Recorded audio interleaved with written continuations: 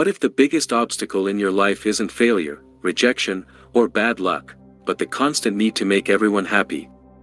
Imagine discovering that many of the decisions you've made weren't really yours at all. They were shaped by an invisible fear that has been quietly controlling you for years. Once you see it, you can't unsee it. Have you ever agreed to something you didn't want to do, only to regret it later? Maybe you said yes to working late when you were already exhausted. Maybe you listened patiently to someone's problems even though you desperately needed time for yourself. Maybe you smiled, stayed quiet, avoided conflict, and told yourself it simply wasn't worth arguing. At first glance, these moments seem harmless. In fact, society often praises people who are always kind, agreeable, and helpful. They're called generous, thoughtful, and easy to get along with. But there is an important difference between being genuinely kind and feeling psychologically unable to disappoint other people. That difference changes everything. Many people spend years believing they're simply nice, when in reality they're trapped in a pattern of emotional survival that began long before they were old enough to recognize it. The desire to be liked is completely normal. Human beings are social creatures. For thousands of years, belonging to a group increased our chances of survival. Being rejected by the tribe could literally mean death. Even though modern life has changed dramatically, our brains still react to social rejection as if it's a serious threat. That's why criticism hurts. That's why being ignored feels painful. That's why disappointing someone can trigger anxiety far beyond what the situation actually deserves. But people-pleasing goes beyond wanting approval. It becomes a habit where your own needs consistently come second because making someone else uncomfortable feels almost unbearable. The interesting part is that this behavior usually isn't about kindness. It's about fear. Fear of rejection. Fear of conflict. Fear of abandonment. Fear of being seen as selfish. And sometimes, the deepest fear of all. Fear that if you stop making everyone happy, people might stop loving you. Think back to childhood for a moment. Children quickly learn what earns love, attention, and safety. Some grow up in homes where mistakes are accepted and emotions are welcomed. Others grow up in environments where affection depends on behavior. Maybe they were praised only when they achieved something. Maybe conflict at home felt unpredictable. Maybe expressing anger or sadness led to punishment, criticism, or emotional distance. Without realizing it, many children develop a silent strategy. If I stay good.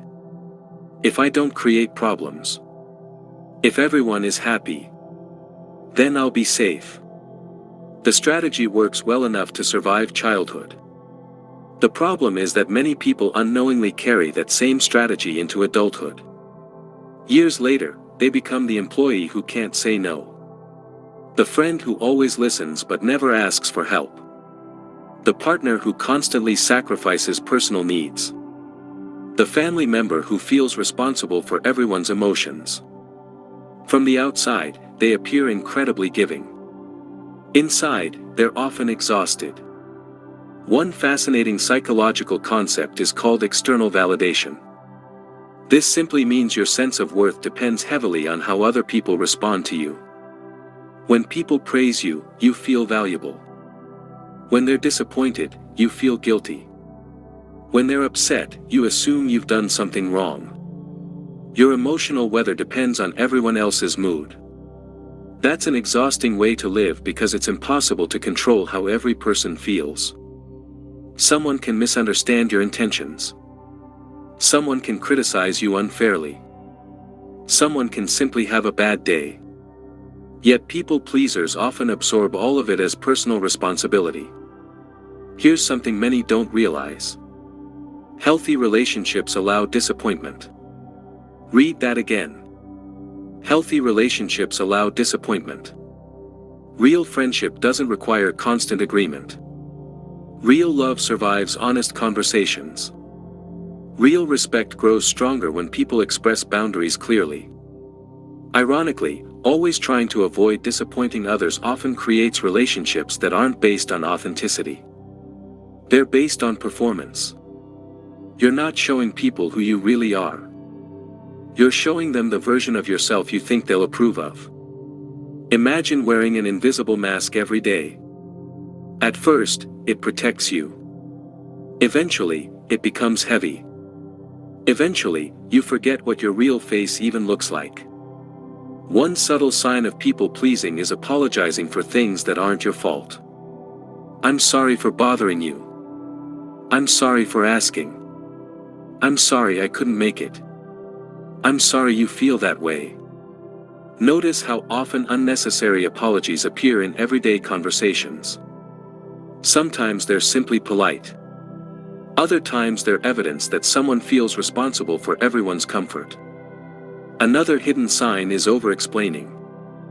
Instead of simply saying no, people-pleasers often deliver long speeches filled with justifications.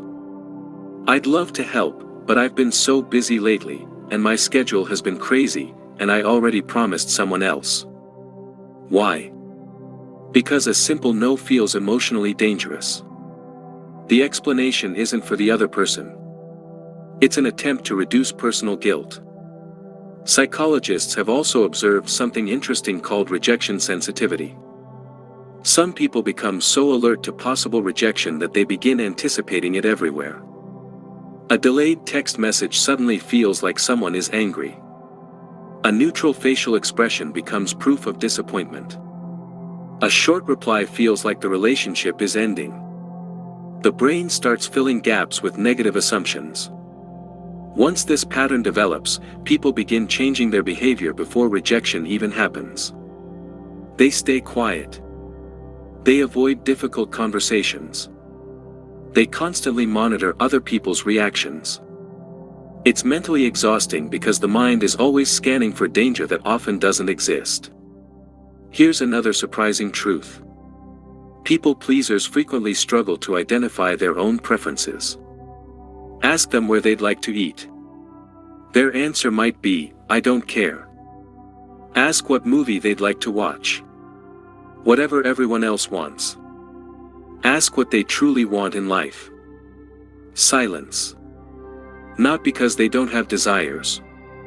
Because they've spent so many years prioritizing everyone else's that their own voice has become difficult to hear. Imagine turning down the volume on one radio station every single day. Eventually, you stop noticing it's even playing. Your own needs become background noise. One of the biggest misconceptions is believing that saying yes creates stronger relationships. In reality, constantly saying yes often creates quiet resentment.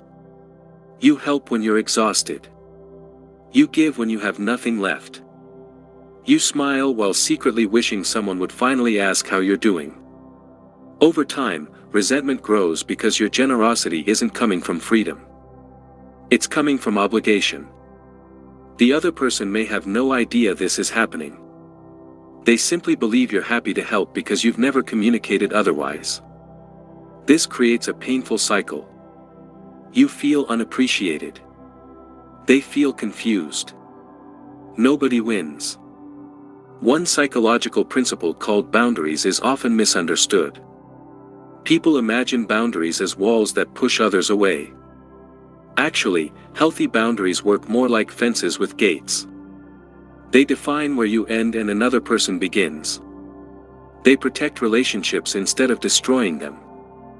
Without boundaries, responsibility becomes blurred.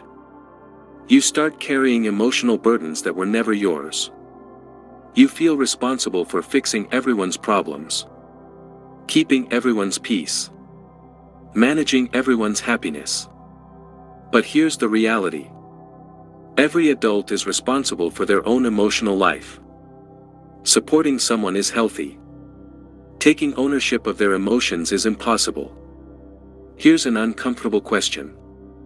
If people only like you because you never disagree, never say no, and never express your real feelings, do they actually know you? Or do they simply know the version of you that keeps them comfortable? That question can feel unsettling because it challenges something many people have believed for years. The truth is that authenticity always carries some risk. Some people won't like your boundaries. Some people will become uncomfortable when you stop overgiving.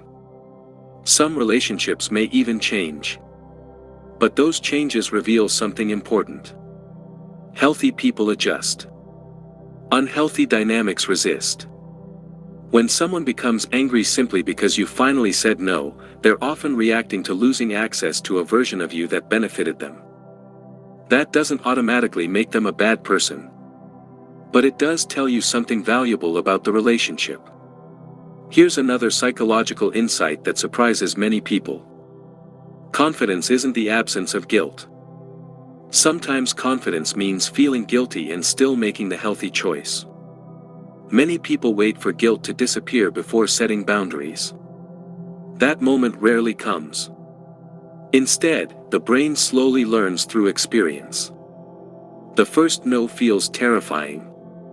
The second feels uncomfortable. The 10th feels normal. Your nervous system gradually realizes something profound. Nothing catastrophic happened. People survived your boundary. You survived their disappointment. Life continued. One powerful exercise psychologists sometimes recommend is asking yourself a simple question before agreeing to something. If guilt wasn't part of this decision, what would I choose? Pause for a moment. What answer immediately appeared in your mind? That first answer often reflects your genuine preference before fear has time to rewrite it. Another helpful question is this. Am I doing this because I truly want to, or because I'm afraid of what will happen if I don't? Those two motivations may look identical from the outside. Internally, they're completely different experiences. Kindness chosen freely creates energy. Kindness driven by fear drains it. Perhaps the most liberating realization is understanding that disappointing people occasionally is not evidence that you're selfish. It's evidence that you're human. You have limits. You have needs. You have finite time and emotional energy. No person, no matter how generous, can meet everyone's expectations. Trying to do so only guarantees that eventually you'll disappoint yourself. And that disappointment often hurts the most. Imagine looking back years from now. Would you rather remember a life where everyone else was temporarily comfortable? Or one where you were finally honest about who you were? Because in the end, people-pleasing asks you to make a painful trade. It offers temporary approval in exchange for long-term authenticity. At first, it seems like a fair deal. Over time, the cost becomes enormous. Every unnecessary yes quietly becomes a no to something else. A no to your rest. A no to your dreams. A no to your peace. A no to your own voice. The good news is that your brain can learn a different way. Every honest conversation. Every respectful boundary. Every decision that honors your genuine needs teaches your mind something new. You don't have to earn your worth by constantly proving your usefulness. You don't have to deserve love by never disappointing anyone. And perhaps the most important realization of all is this. The people who truly care about you may not love you because you always say yes. They may love you because you're finally allowing them to know the real person behind all those years of trying to keep everyone else happy. If this helped you understand your mind better, subscribe for more videos like this.